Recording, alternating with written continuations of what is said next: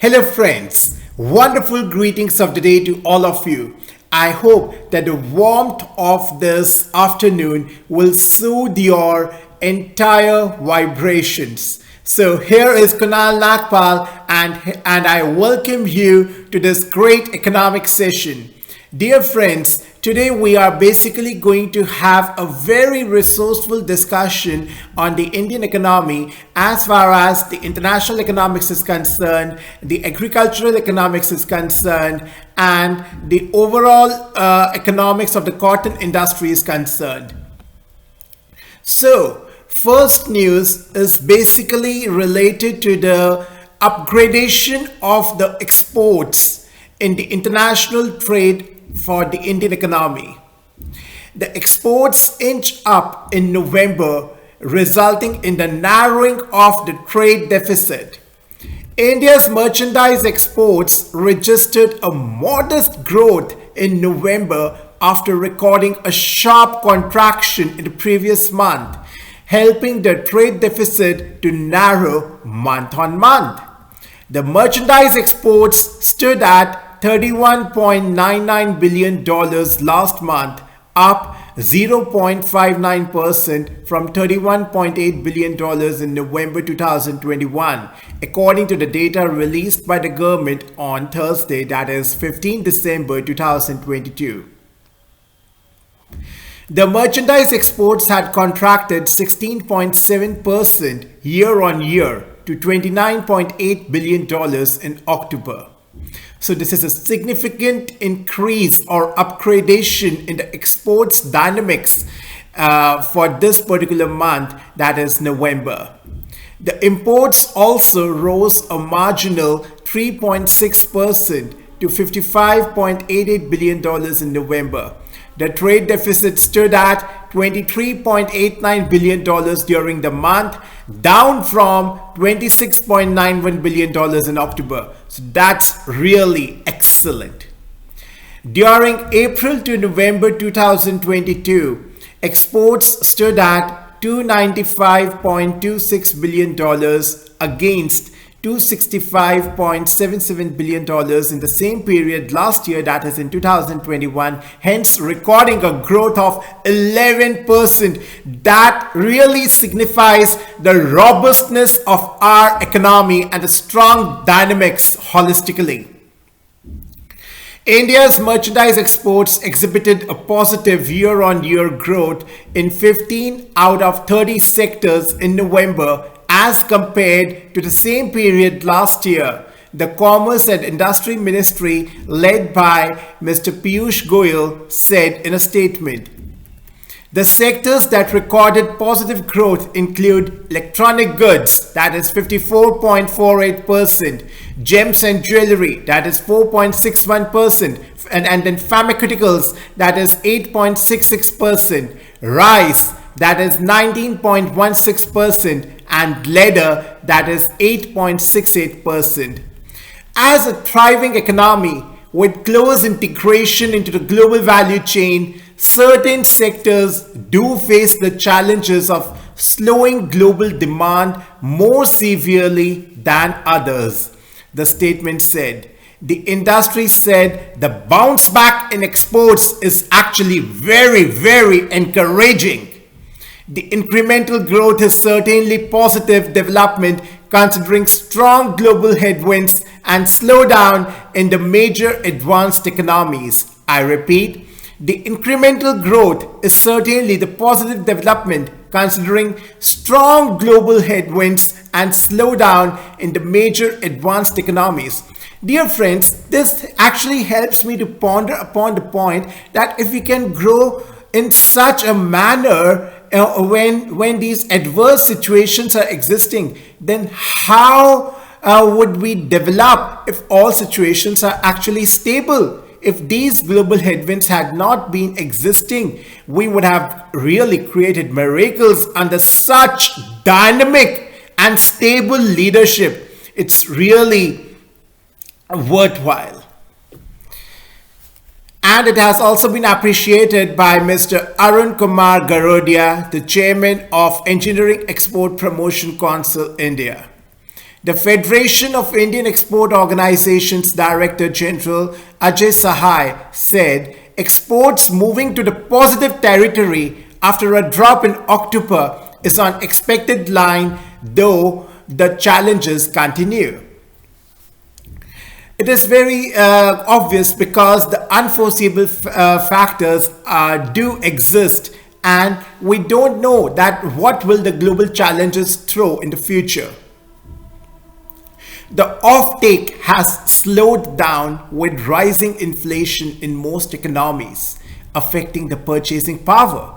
Moreover, the large departmental stores are maintaining lean inventories as the credit cost of building inventories have gone up with interest rates moving northwards, he said. The next move by the Fed, that is the US Federal Reserve, would be very, very important and crucial for the entire global economy.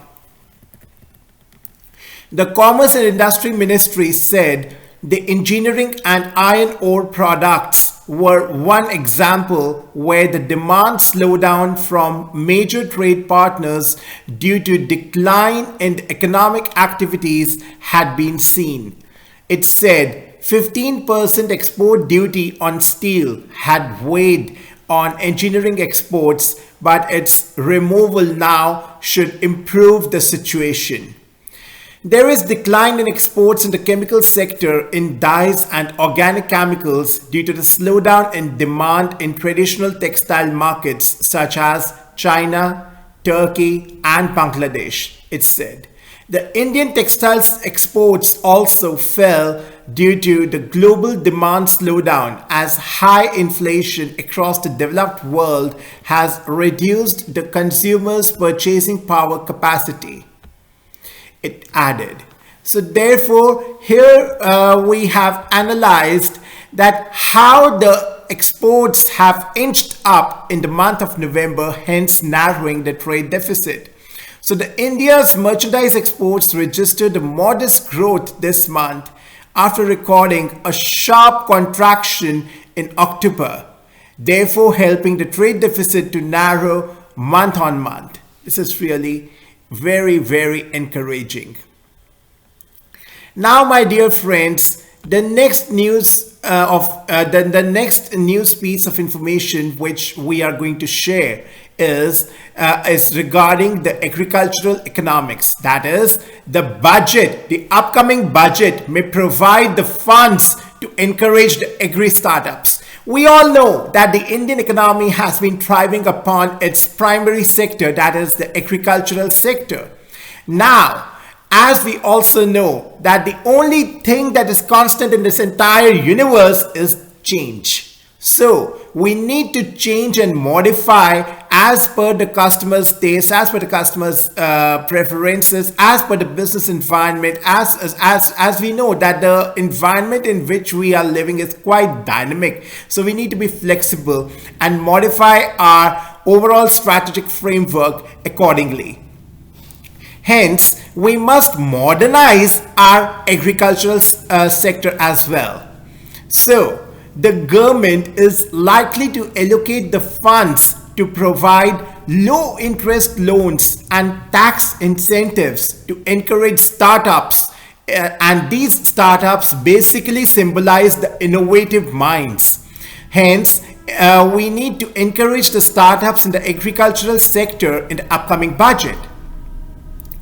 It is also being proposed to support the startups in the field of artificial intelligence, machine learning, remote sensing, big data, blockchain, Internet of Things, geographic information system technology, and the usage of drones and robots to transform the agricultural sector. Hence, giving holistically the new shape to the agricultural sector in entirety. This is really beautiful. Such a beautiful modification will really change the face of the agricultural sector or the primary sector in India, right? And we know that we have been excelling in the field of digitization as well. So if we incorporate digitization or digital technology in the primary sector, which is the main source of employment generation and the main source of the GDP growth rate in India, we would really create miracles. These agri-tech startups can build a more resilient agricultural ecosystem, support the farmers with small holdings, and impart knowledge about best practices. Therefore, they need to be encouraged, said a senior government official. The government will also focus on creating the policies to provide attractive investments and incentives to build facilities such as micro cold storage to address the supply chain issues like the lack of proper storage infrastructure, inadequate logistics, high levels of wastage, said the official. The move is basically a part of the government's push to modernize the agriculture holistically and the allied sectors as well, in order to increase the yield, quality, efficiency, and profitability, he added. The center has already funded about 800 startups. I repeat, the center has already funded about 800 startups with an amount of 118.65 crore rupees under the Innovation and Agri Entrepreneurship Development Program component of the Rashtriya Krishi Vikas Yojana, to fuel innovation in the field of artificial intelligence, Internet of Things, information and communication technology, and blockchain technology in the agricultural sector. It's such a moment of pride while reading such a beautiful piece of information that what all the innovative minds are trying to incorporate in the existing system. And that's why I can understand we are touching the sky and our dreams are infinite. That's truly marvelous, and that's why I really feel proud to be an Indian, and I feel you would be feeling you would be having the same feeling of patriotism, of strong patriotism also.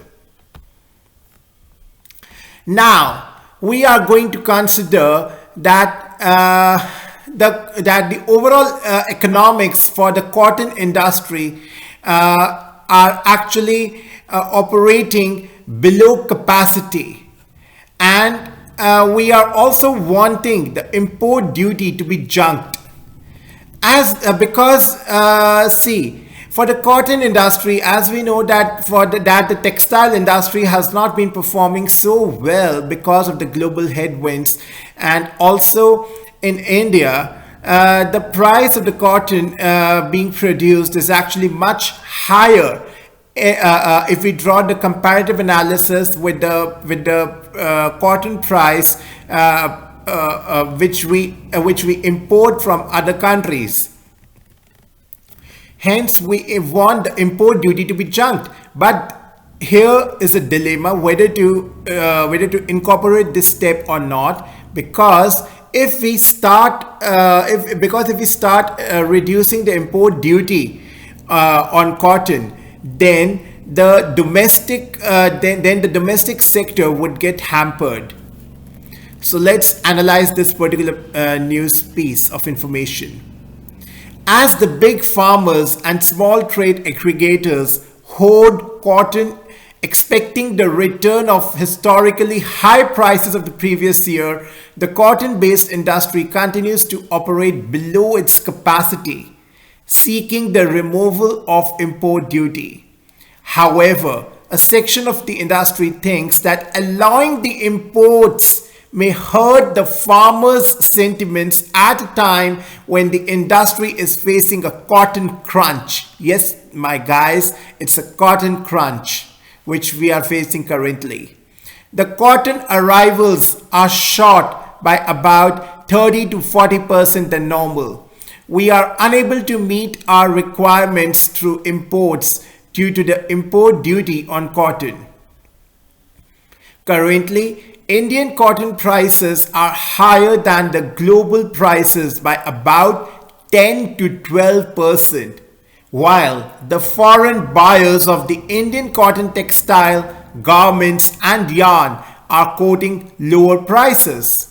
We have requested the central government to consider removing the import duty on cotton, said Mr. Ravi Sam, chairman, the Southern India Mills Association.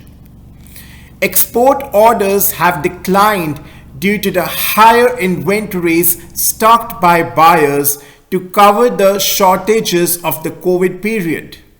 Recession fears have also impacted buying the interest for the Indian textile and yarn.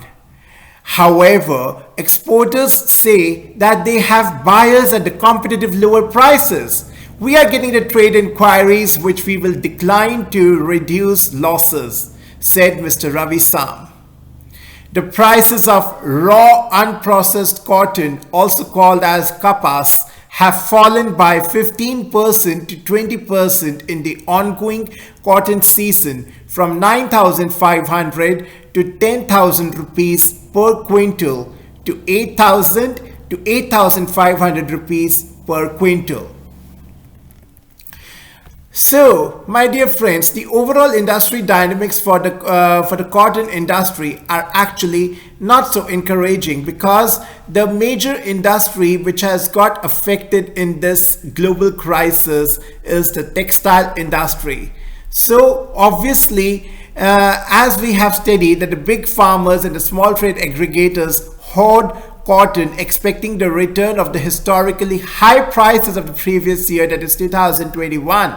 The cotton-based industry continues to operate below its capacity, seeking the removal of import duty. So obviously, we really hope that that an appropriate solution would be arrived at for this particular issue. So I really hope that today's session was quite insightful, and I wish that you would draw very valuable insights from this session. So, thank you so much. Namaskar. Jai Hind.